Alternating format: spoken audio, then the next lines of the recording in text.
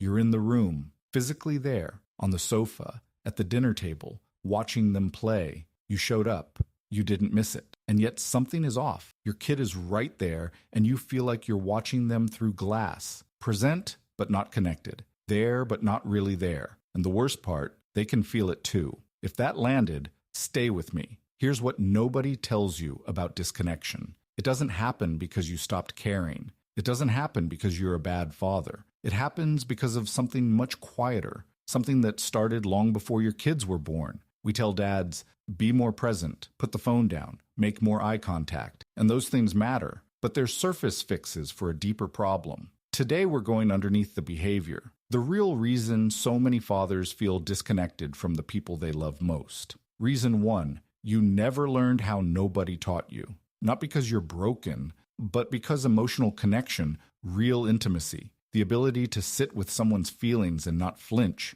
these are learned skills, and you can only learn them if someone teaches you. Who taught you? For most dads between 30 and 45, nobody did. Your dad showed love by providing, by keeping the lights on, by showing up. Real love, but expressed without words, without touch, without emotional availability. So you grew up watching a man you love and learning, without anyone saying it, that this is what a father looks like. Quiet, capable, contained. Now your kids need something from you that nobody ever gave you. You want to give it, but you're trying to speak a language you were never taught. That's not failure. That's a gap in your education. And gaps can be filled. Reason 2, you're running on empty. You are exhausted. Not just physically tired, genuinely, deeply running on fumes, exhausted. Work pressure, financial pressure, the performance of being okay all the time. When every reserve is already spoken for, there's nothing left for presence. You can be in the room, but the warmth, the ability to enter your child's world and genuinely play, that requires energy you don't have. So you sit there, feeling guilty for not being more engaged, getting more exhausted from the guilt, having even less energy for connection. You cannot pour from an empty cup, and telling an exhausted dad to just be more present is like telling a dehydrated man to cry more. When did you last actually refill? Reason 3, your phone is doing more than you think. Every time you pick up your phone, 30 seconds, 2 minutes, a quick check, your brain gets a hit of easy stimulation. Your child cannot compete with that, not because they're less important, but because they require something your phone never does. Genuine, effortful, sustained attention. Over time, your brain recalibrates. Real connection starts to feel slower, harder, less immediately rewarding than a screen. And even when the phone is down, you're not fully back. Part of your attention is still somewhere else. Your kids feel the half. They always feel the half. Reason 4, you haven't processed your own childhood. This is the deepest one.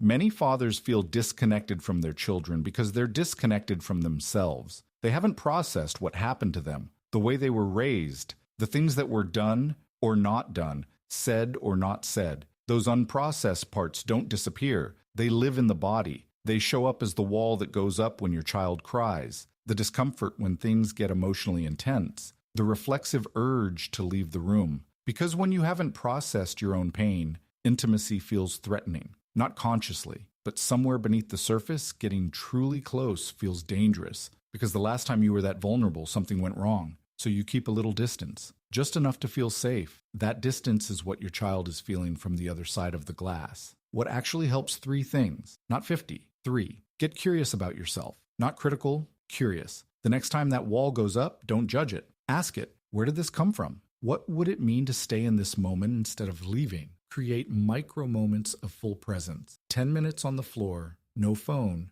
no agenda, fully in their world. Research shows consistent micro moments of genuine connection build the same secure attachment as hours of half-present time. 10 minutes fully there outperforms an hour half there every time. Find one person to be honest with, a partner, a friend, a therapist, one person who knows how you're actually doing. Because the story that you're the only one feeling this only survives in silence. Say it out loud, and it loses half its power. You're not disconnected because you don't love them enough. You're disconnected because you're a human being raised in a culture that never taught men how to do this. And you're figuring it out in real time, with a full life and very little support. The gap is not permanent. Connection is a skill. And like every skill, it can be built slowly, imperfectly, one micro moment at a time. Your kids are not keeping score. They're not building a case against you. They're just waiting for you to show up. And every time you do, even briefly, even imperfectly, it counts. It counts more than you know. Which of those 4 reasons felt most like yours? Drop the number in the comments. Just the number. It tells me and every other dad watching